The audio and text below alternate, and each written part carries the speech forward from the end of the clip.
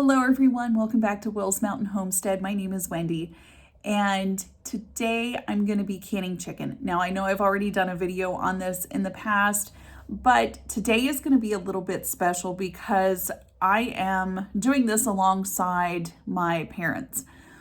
And the reason I want to take you along with me is I know inflation is hurting a lot of people, especially those that are on a fixed income.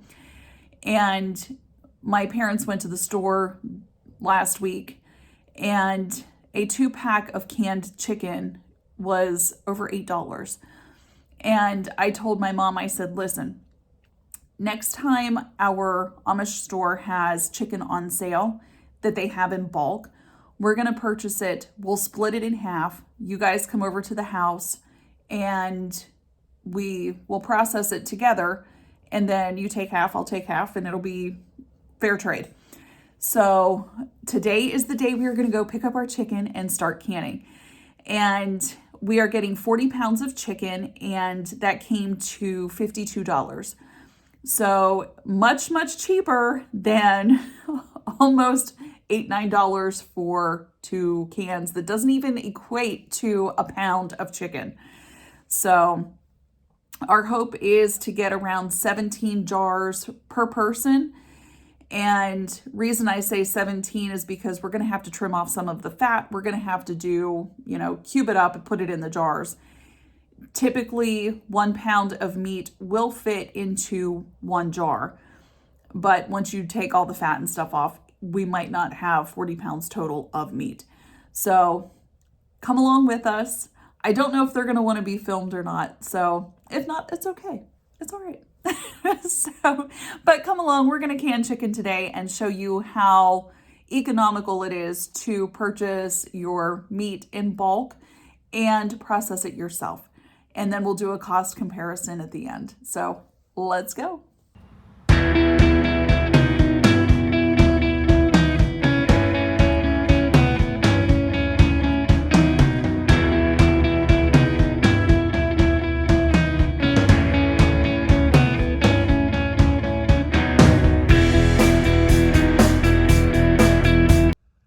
Guys, we just got back from the store picking up our chicken, and you can see it has no added hormones or steroids in this. So as we open it up, we have 4 bags in here containing 10 pounds apiece. So we've got a lot of work to do, so let's get busy. All right, so our chicken comes in 10-pound bags like this. Go ahead and cut it open.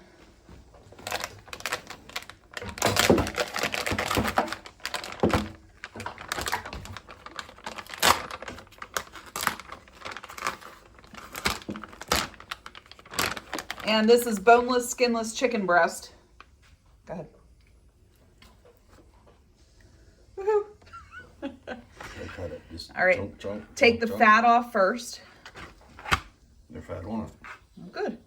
Cut it into 1-inch cubes.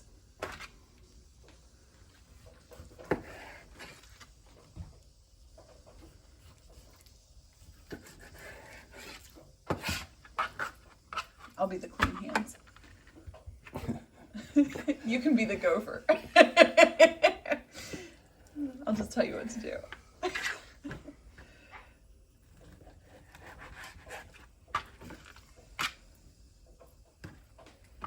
And then when you put the meat into the jars, you want to do like a tighter pack. Good? Yeah, looks good. All right, pack your jar. And 1 pound should fit in each jar, roughly. And then if you're putting salt in these, it's a ½ teaspoon for a pint and a teaspoon for a quart. No liquid goes in this because as it cooks, it's going to release its own juices. Good? We're looking at 1 inch. So right there, no, you're good. You're good. That's good. So you're looking at like what, 1 breast per jar, yeah. How many twists? All right, so we're not measuring. We're just like eyeballing this. So about a ½ teaspoon. I did 2 full turns. Oh, that's good.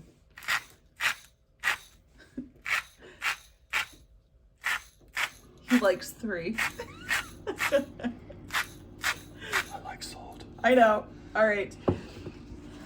Then you've got to make, no. You have to make it wet first. No, I didn't say that. That's gross. And then go around, yep.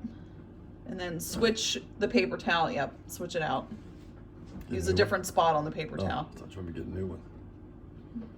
What, waste all my paper towels? That's thorough clean. Turbo clean. Turbo.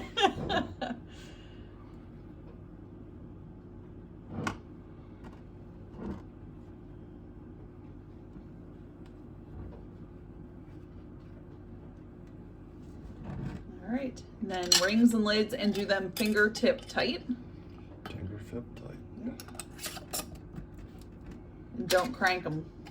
That's Especially it? if you're using an off-brand. These are. I know, but you don't crank down like that because they'll buckle. Ask me how I know. You buckled them. I've buckled them. And then they're just 1 hour and 15 minutes of my life. Gone. Never get back. Never. Yeah, don't do that. What's all? That was just a. Yeah, I know. I wasn't squeezing. Okay. Believe me, it ain't tight. Okay.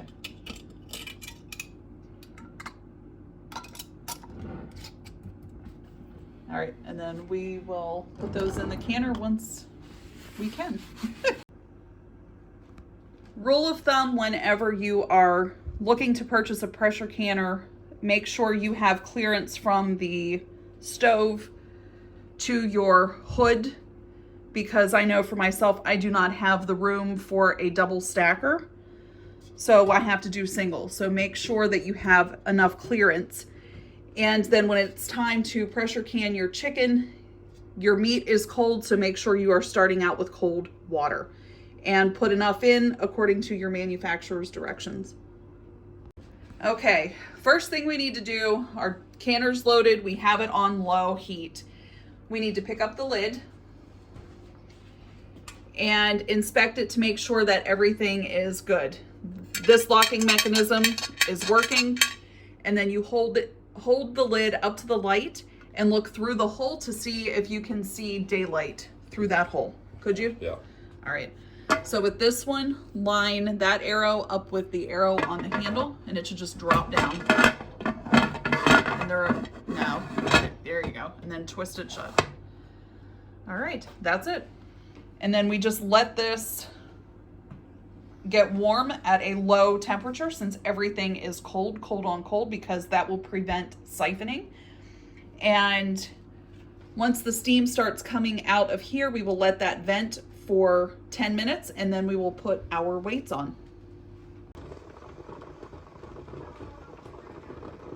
So we are getting to the point right now where we are starting to see steam come up, and this is what is called venting.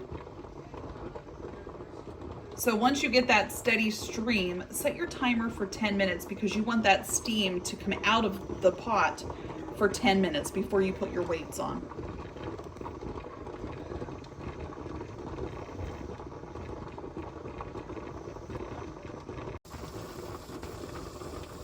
Our timer went off, and so we're putting our weights on, and for our elevation, we are at around 1,500 feet, and we need 15 pounds of pressure because we are using the weighted set of, we're using weights. We're not using a dial gauge.